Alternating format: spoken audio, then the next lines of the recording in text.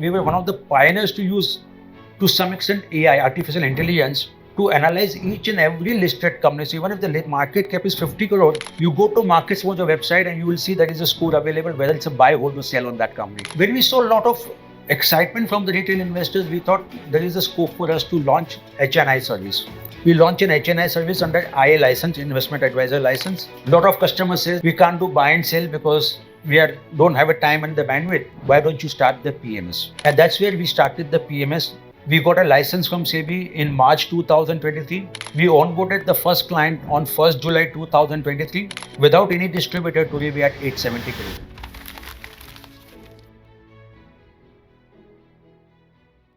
Hey guys, welcome to the second episode of our podcast. I'm here with Mr. Sunil Damania, the Chief Investment Officer of MojoPMS, a revolutionary PMS that's been operational for only a year or so and has already developed an AUM of 860 crores. So Sunil, please tell us a little bit about your journey. I'd love to know how you got into the world of investing and how you've landed yourself in such a fantastic place. Thanks, Warren, for hosting me on this lovely podcast. So I think... So how I started, first let me talk about myself, what I did. Actually, I did my CA in 1982, went to join the Wall Street Investment Journal as a research assistant, and I was not very sure I'll be a successful analyst. Why? Because chartered accountant. Why I did not opt it for the audit? For the very simple reason, I found audit very boring. Mm-hmm. You keep doing the same thing again and again, and there is no excitement. And I found equity market a little exciting, more challenging. In those days, 1991, 92, there was no demat. There was no internet trading. There was an outright system. If you buy something, you need to wait for 1 month or 2 months to get the delivery. And once you send the sales for the registration, it would take a couple of months, And that's a very inefficient system, and yet it basically excited me. So I plunged into it. I wasn't very sure I'll be successful or not. So I kept doing a lot of, those days IPO was in boom. I started my career analyzing IPOs. There was no Google, there was no internet. And to analyze company was really challenging. There were no mobile phones at that point of time. So you had to go through the prospectus. Those days, in prospectus, you would see projections being made available. Mm-hmm. And you had to really understand whether this company is going to achieve those projections or not. You need to do a lot of analysis. And what I realized, the day I realized I could be a good analyst, when I analyzed a TNPL rights issue. Tamil Nadu Petro Products Limited. This company was coming out with the rights issue to expand their linear alkyl benzene. That's a lab. It's a technical product. To expand that, I analyzed the company. I analyzed the product. I look at the demand and supply. There was limited resources available at that point of time. There was no Google at that point of time.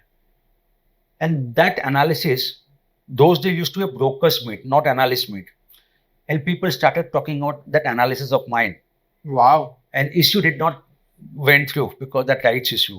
And that day I realized I could be a good analyst. And that really gave me this. I spent almost 20 years with the Wall Street, and when I quit the Wall Street, I quit as a director research and managing editor. Then another opportunity came on my way to join Business India. 6 years I spent with them as an investment editor. And then, with two gentlemen, Mohit Batra and Joyson Thomas, they were doing some very exciting thing called MarketsMojo, analyzing each and every listed company available in the country. Now, when we scan the market, what we realize is that a broking firm and a research firm would analyze about 220 to 230 companies. That's it. Yeah. And when we did an analysis on the holding of the broker accounts, we realized that the client would own small cap, micro cap, and the mid cap. The broker will not have a research on those companies. Mm-hmm. Now, if you don't have the research on those companies as a broker, how would you advise him to get in or get out of that company? Right. And we saw there is a huge scope for us to advise those clients because broker is not servicing. They don't have a research platform or they don't have capability to research those companies. And we said, let's come out with that. What we realized, if you have to analyze all 4,000 companies, we need to have a team of nearly 100 analysts, which is practically not possible. Right. And then we thought, let's do the big data analysis. In fact, I can say so that we were one of the pioneers to use, to some extent, AI, artificial intelligence, to analyze each and every listed company. So even if the market cap is 50 crore, you go to MarketsMojo website and you will see there is a score available, whether it's a buy, hold, or sell on that company. Wow. Okay. So we did that. A lot of brokers found merit in our research. They used our product as a white label and put it on their platform to recommend buy, hold, or sell on those companies. So they bypassed their own research and they gave importance to that. When we saw a lot of excitement from the retail investors, we thought there is a scope for us to launch HNI service. We launched an HNI service under IA license, investment advisor license. We ran it very successfully. A lot of customers says that we can't do buy and sell because don't have a time and the bandwidth. Why don't you start the PMS? And that's where we started the PMS. We got a license from SEBI in March 2023. We onboarded the first client on 1st July 2023. Without any distributor, today we are at 870 crore. And Wow. that's a kind of journey. And one of the unique thing about us, I must tell you that we actively engage with our investors. Almost every day, I would be in front of our investors. We do webinars. Webinar is not one-way street. It's a two-way street. Right. Okay, well, any investors can put their questions and we'll try to answer those questions, whether it's a nice or nasty one. We'll take up all the questions and we try to give. It's a live. It's not recorded. It's live without any editing. We go and we try to give. And that gives a lot of comfort level to the investors. Okay, this is the firm which is genuine, who addresses investors' concern, and we come up as a very honest one. So the kind of faith people have put in us is tremendous on us actually. And that's a kind of a fiduciary responsibility that we have. We need to live up to that expectation of our investors. That's really, really cool. I think that's important if you're managing someone's money to accept that level of responsibility and deliver that level of trust. But I want to dig into actually how it is that you make investment decisions a little bit more. Because you mentioned at least for the MarketsMojo side of the business, you analyze 4,000 stocks in a quantitative manner. For the MojoPMS business, which is what which you're the CIO of, what is your investable universe, and how do you make the right calls in terms of buying, selling, what stocks to buy? Just generally, what's your investment process? Okay, so what we do, again, we use the same analysis which is available in MarketsMojo, but the IP, that's the intellectual property, is a little different than what's available on the retail side. We have created another intellectual property on the PMS side. When we analyze the data, we look at 4 main parameters and we look at 550 parameters on each company. 550, sorry. We look at the quality of the company. Within that, we look at the recent quarterly financial performance, how the company is performing last 5 quarters. We look at the valuation of the company, and we also look at the technical to really help us to understand whether it's the right time to get into or get out of the company. Now, the whole process is that it works completely automatic. There are no human intervention there. One of the biggest USP of us is that each and every fund manager will run into a human bias. You may like certain promoter, you may like certain sector, you may like certain company. And for number of years, you will keep holding that company in your portfolio because you believe in that promoter, you believe in that company, and company is not able to give returns to the investors. Our IP basically takes care of that human emotions part. Right. Okay. It doesn't understand who is who. It understands only the data part. It's completely block the outside noise. And it helps us, the system will through us, which are the company best available as of today for us to buy for our. So we don't follow the model portfolio concept. Each investor can technically have a different portfolio altogether because our philosophy is that if you come as a PMS customer today, I should give you the best company available as of today in your portfolio. Right. Okay. So we don't follow that standard model portfolio concept which other PMS houses does. Okay. So our system will throw based on the number data, new data coming in, maybe because of numbers coming in, maybe because of change in the price movement, maybe because of the momentum getting changed or so on and so forth. Then it comes to the CIO, and CIO will look at based on his understanding whether this company deserves to be the part of the investment basket or not. Once that company gets selected in the investment basket, the complete process becomes automatic. Right. Okay. The beauty about our IP is that it will also help us to understand what allocation we should do in small cap, what percentage allocation we should do in mid cap, what percentage allocation we should do in large cap. I'll give very interesting data here.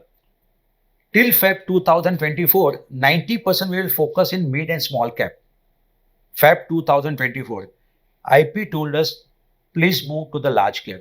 And as I speak to you, 90% we are invested in large cap. Wow. I must happy to inform you that in the month of April, we outperformed the benchmark by 3x. Wow. Okay. And one of the reasons is that, so that's why, so the IP help us to understand which sector to go into. And the beauty is that we don't have any view on the sector. We have view on the company. So what may happen, we may be bearish on the sector, but we may like one particular company and we even invested in that company. So just so I understand this investment approach a little bit better. So you don't look at sectors, you look at individual companies, and you're looking at 550 different indicators from a technical and non-technical nature on these companies. Fundamental and technical. Yeah. Are you also looking at macro factors and general factors in deciding how to allocate, money? Because you mentioned you look at mid caps, small caps, large caps. So that's not an individual company decision. That's a, capitalization size decision. So how do you make these decisions? So our system does not understand the GDP, does not understand the inflation, does not understand the RBI policy, does not understand the budget. Okay. It just look at the data which has been published by the listed company. It also looks at what's happening in the market, overall macro market. Okay. Based on the macro market, it helps us to understand the data, will analyze and tell us which sector or which market cap is likely to perform going forward. We put a formula there which looks at the short term, which looks at the medium term, and which looks at the long term. So what is short, medium, and long term? Just so I understand. Okay. So what is short term is near about 3 months. Okay. Okay. Medium term is near about 1 year, and the long term is near about 3 years. Okay. It will analyze all the market data to help us to understand which market cap we should basically park our fund at this point of time. Okay. Okay. And that's why we change our investment philosophy based on that IP that help us to understand where should we now park our funds. Whether should we in the large cap, should we in the mid cap, or should we in the small cap. That's really interesting. So let's get into, I guess I understand your investment process now, but let's get into what you're actually thinking about the market, which is what our viewers really want to know. So let's start, primarily we're all long-term investors. So I kind of want to try and ask about that first, because you mentioned you have a look at, your model generates for you what's going to do well over the next 3 years. So please share the secrets. What does your IP tell you is going to really work out over the next 3 years for us? So our IP clearly tells us that we are in a very extreme bull run market. And we did one webinar almost last year with a theme called 30 is equal to 5. And what was the 30 is equal to 5 is basically says that the amount of money that we made in last 30 years, similar kind of amount we all going to create in next 5 years. Now, where do we get this confidence from? There are a couple of reasons we believe which we're going to work. Number one, I think the amount of liquidity that's coming in, in the market is unprecedented. If you look at and scan through the last 30 years data, whenever FI move out of India, Indian market tanked. Right. Just to give an example, in 2008, FI sold near about 50,000 crore. Am I right? And the market went down by 50%. Yeah. Okay.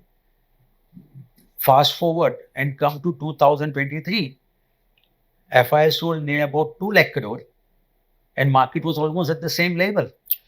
And what is interesting, if you look at the data also, where are these investors liquidity coming from?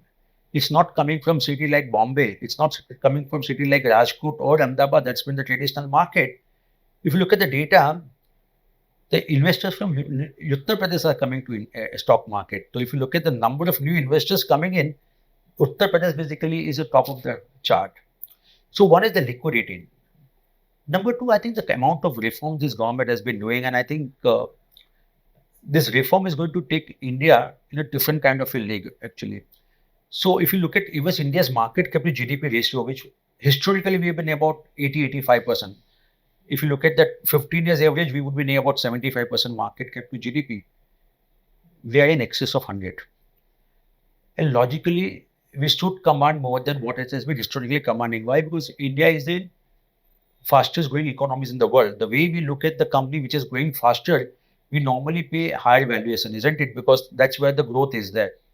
If economy is growing faster, there is no reason why investors should not pay the higher premium. That's a market cap to GDP. Number two, we believe that growth in earnings of India will move very quickly higher. If you look at the India's net profit to GDP, so India for FY 2024, our net profit would be near 15 lakh crore. India's total GDP as of March 2024 would be near about 300 lakh crore. So we are approximately 5% of what it is there basically. Logically, we should be 7 to 8% of the GDP. So that's the kind of growth. So one thing, the GDP itself will grow, nominal GDP itself will grow, and top of that, the net profit will grow. And that's So, the kind. but you pointed out some really interesting things, and I just want to try and break that down. So you mentioned our net profit as a function of GDP is 5%. I think it was 15 lakh crores net profit versus 300 lakh crores GDP, but that should be 7 to 8%. Now, if we look at the earnings of the last 2 quarters in Q4 and full year in Q3, they haven't been blowouts. They have not been unbelievable, but we're still trading at these extremely expensive valuations. So is that a concern for you at this point in time? Because that's something that I'm fairly concerned about. So you're absolutely right. So, when you look at the market, you need to divide the market into three buckets: short-term outlook, medium-term outlook, and the long-term outlook. The short-term does look little challenging. Why? As you rightly said, the valuations are not in a chip. Okay, they are definitely trading, and there is little margin for error. If for some reason, if the liquidity dries up or growth in earnings are not as robust.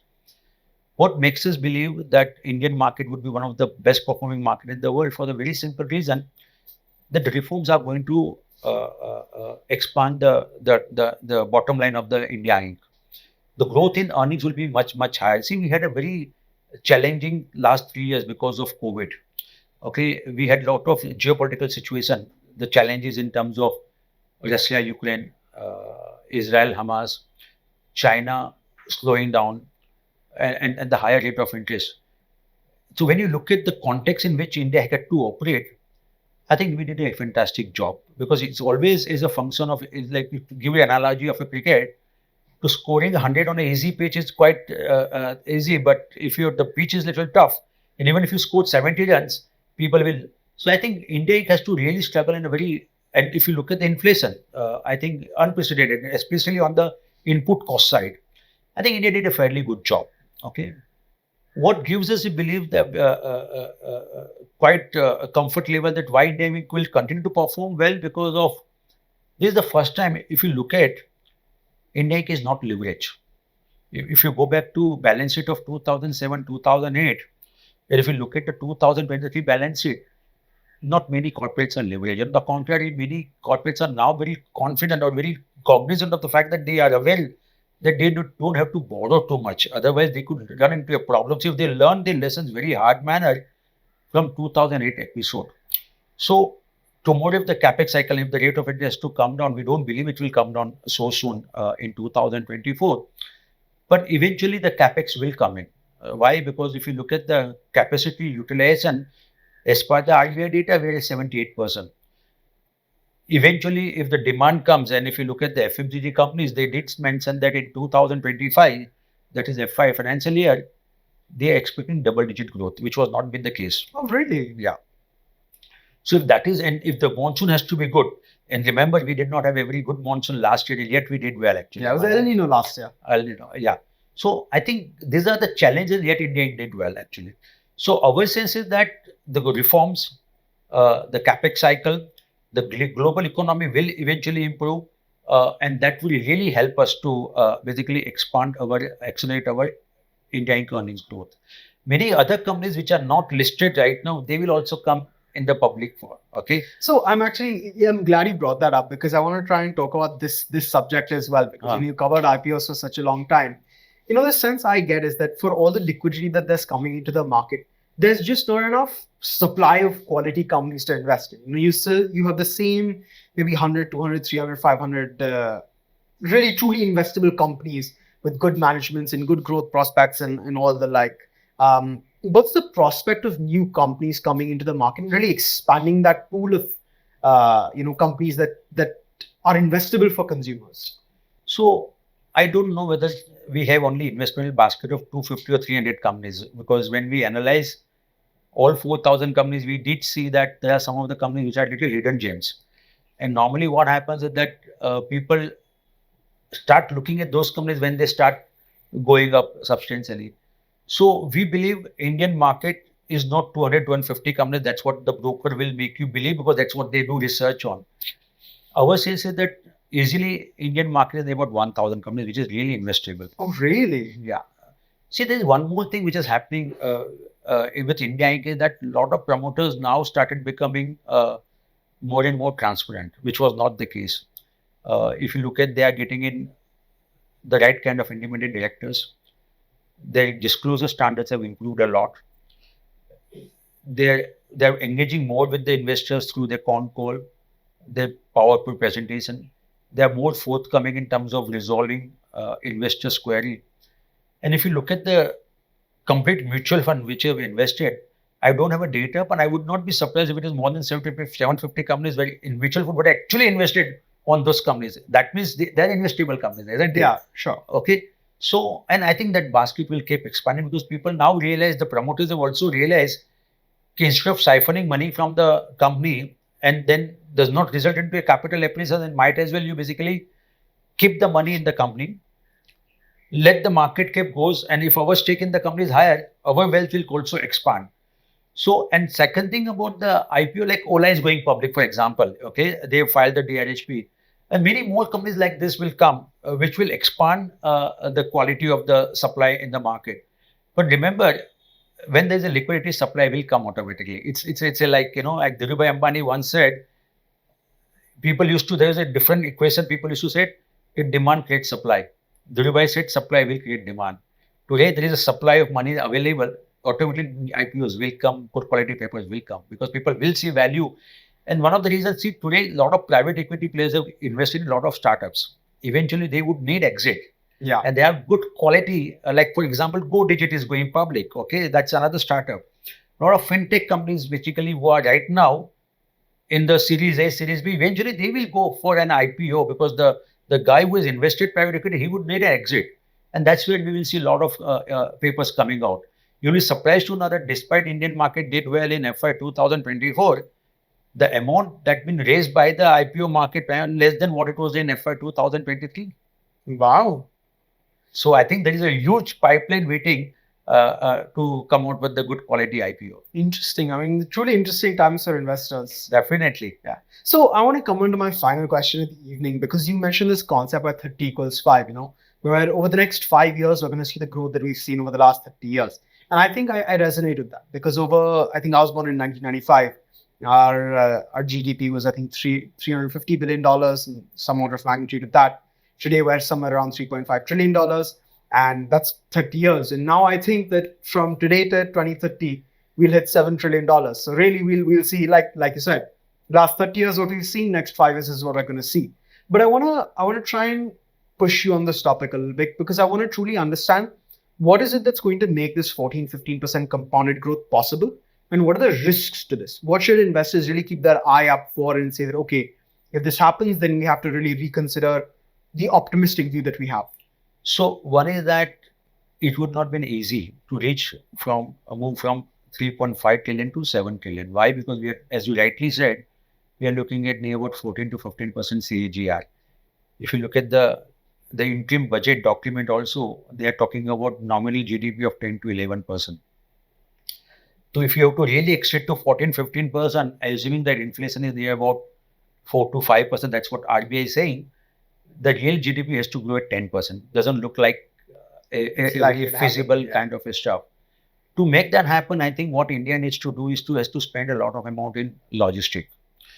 And think, if you read this Economist latest issue, they did mention about it, how silently India has been building up its port infrastructure. So I think if you look at the logistic cost, I think India is one of the highest. Yeah. Okay. Compared to some of the countries which we compete with. And we need to bring that down. We need to basically get the right amount of manufacturing. Of course, government do have a plan to increase the share of manufacturing as a part of total GDP. That's where government has to spend a lot of money. Second thing, I think government is also focusing on some of the new age what we call industry, whether it's a solar, whether it's a hydrogen, whether it's a semiconductor, whether it's a renewable is a part of this one. So I think this is where we need to spend on great amount of money. It's good to have a good ambition, okay, but we need to have a right kind of reforms. Now, these reforms can possible only if you have a strong government at the center, which is able to walk the talk. If they are not able to do that, if they tend to become a populist, my one biggest worry, which cannot take India from 3.5 to 7 trillion is that more and more political parties have started giving out dole-outs, in the terms of free bus ride service, free electricity, and so on. So one classical example has been that if you look at yesterday, L&T came out with a statement saying that the Hyderabad metro is not viable. Why it is not viable? Because in Hyderabad, the bus service is free. So people, instead of taking a metro, they are taking bus, even though it's inconvenient for them, but it's free of cost. Now that set a very wrong precedent for someone to put up money into a project which is not going to be viable 3 years down the line. I think the biggest fear is that consistency of policy action. If you are very consistent, if you give me comfort level that my policy is not going to change midway, then I'm more than happy to. Another classical example which happened last year was ban on export of steel. Okay, on one hand, we want to be the export hub for the world for export steel is concerned, and suddenly you come out with the statement that you cannot. I think that really created a question mark as an entrepreneur in my mind. Another classical example is government talks about ethanol blending program, isn't it? EVP. And suddenly you said you can't divert sugar juice to ethanol. Now, you are midway in terms of implementing something. You say that you are going to increase the ethanol, this one, and suddenly you put a break.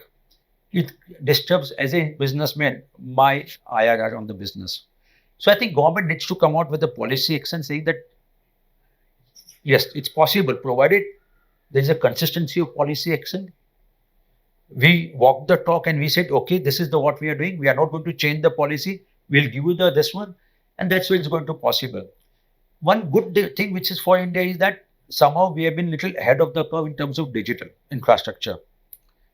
Today, to consume mobile data, I think we would be one of the cheapest. That's correct. And best of the quality of data that you are available. It's not that when something cheap, where you compromise the quality. I think the quality of data is equally good. I think you're one of the first countries to roll out 5G as well. 5G. And we are talking about 6G now, which very few countries are talking about.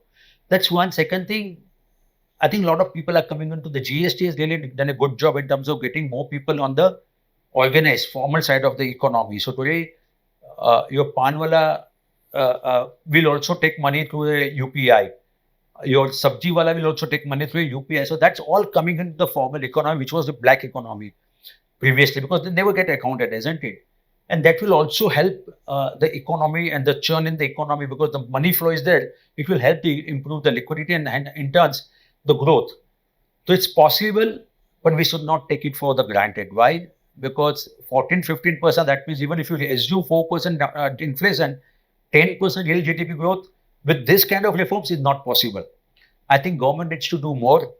Government has to really accelerate the reforms. I think one reform that we need is on the labor front. Okay. And somewhere the government made an attempt, they were not been successful. Second thing, I think they need to really incentivize people to put up more manufacturing plant, because that's where the meaningful employment will get generated.